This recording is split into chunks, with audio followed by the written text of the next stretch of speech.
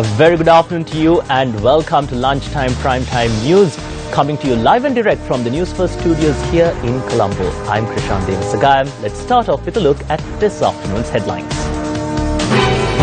Remains of veteran journalist Lasantha Wickrematunge exhumed. Disaster management officials says that a tremor in Indonesia was the cause for the slight tremors felt in Galle. Former Minister Mahindananda Alutgamage released on bail.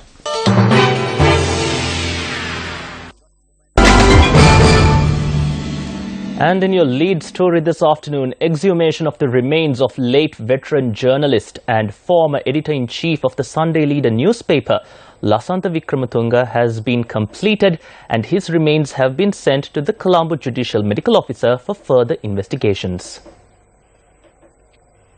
Mount Lavinia Magistrate Mohammed Sahabdin granted permission to conduct a post-mortem examination on the remains of the late veteran journalist when the Criminal Investigations Department requested for it on the 8th of this month. The CID has also informed court that there appears to be a contradiction between the details recorded in the post-mortem examinations report and the government analyst report. Therefore, court granted permission to exhume the body in order to resolve the matter. Veteran journalist Lasantha Wickrematunge was murdered on the 8th of January 2009 and was buried at the Borala General Cemetery. A slight tremor was felt in the Galle area early this morning. The Earthquake Monitoring Centre of the Geological Survey and Mines Bureau noted that the tremors were felt in the Pallikale, Mahakanadarawa and Hakmana areas. Meanwhile, Assistant Director at the Disaster Management Centre Pradeep Kodippili stated that no damage has been caused. Tremors were reported at around 5:45 this morning in the Galle area. This was an unusual scenario the residents faced. I too felt the tremor and received several calls on this matter. It was reported that this tremor was felt following an aftershock.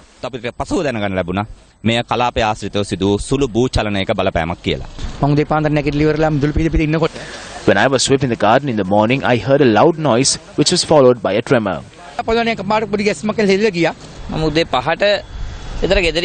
While I was walking to work, I felt a tremor and then I made a few calls to get this confirmed. They too said that they felt the tremor. I tuned on to Sirius FM News. The news was reported and my doubt was cleared. I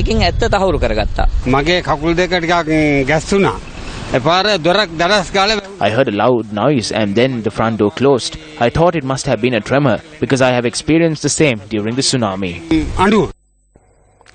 Now, in another headline-making story this afternoon, former Minister MP Mahindananda Alutgamage, who was remanded in connection with money laundering charges, was granted bail by Colombo Magistrate Gihan Pilapitya today. He was released on a cash bail of 50,000 rupees and 4 sureties of 10 million rupees each. Overseas travel has been prohibited for the former minister. He is due to appear before court once again on the 11th of November. Now, a project was commenced today under the Government 100 Days initiative to resolve the water problem faced by the people of the Baptist Tsunami village in Bategama.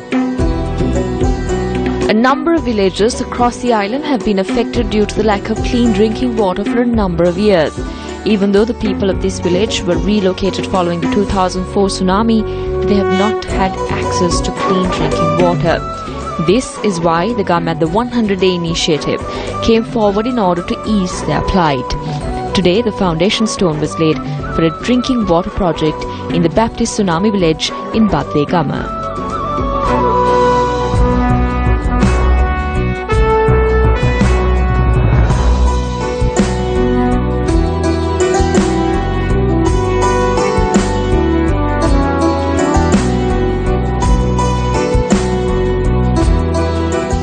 In more local news this afternoon, the event to launch Suhuruliya, a program which is initiated to promote the economic empowerment of women in Sri Lanka through the use of ICT in entrepreneurial activities.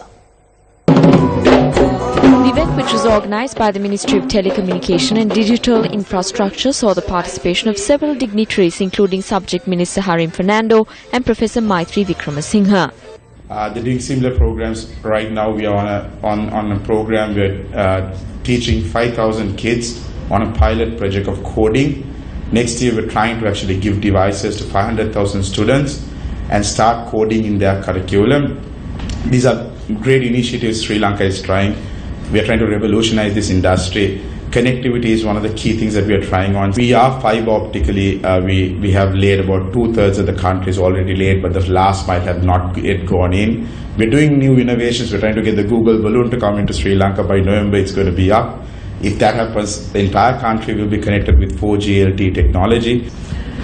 Thus, the educational compass of women's ICT intervention can not only overcome gaps and lapses in knowledge, but it can also surmount constrictions of time and movement, given that women's lives are generally complicated by excessive demands on their time and restrictions on their mobility. Secondly, as discussed before, self-generated incomes from ICT businesses can give women greater power to close the gender wage gap, as it allows women some control and determination on the price of products and labor, as well as markets and networking.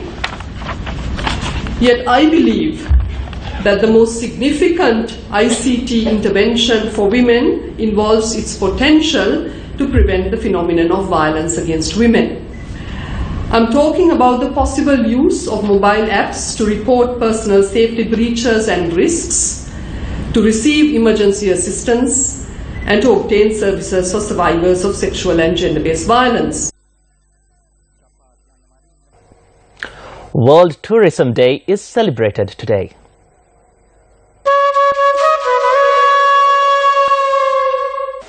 World Tourism Day is held annually on the 27th of September by the United Nations World Tourism Organization. The event seeks to address global challenges outlined in the UN Millennium Development Goals and to highlight the contribution to the tourism sector can make in reaching these goals. Its purpose is to foster awareness among the international community of the importance of tourism and its social, cultural, political and economic value.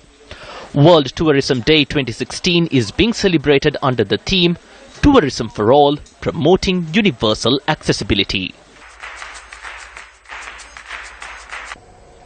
Well, on that note, we wrap up lunchtime news, but do stay tuned to News First for the very latest happening here at home and from across the globe. Join us again at 1:55 for more of the very latest. I'm Krishan Devasagayam for News First.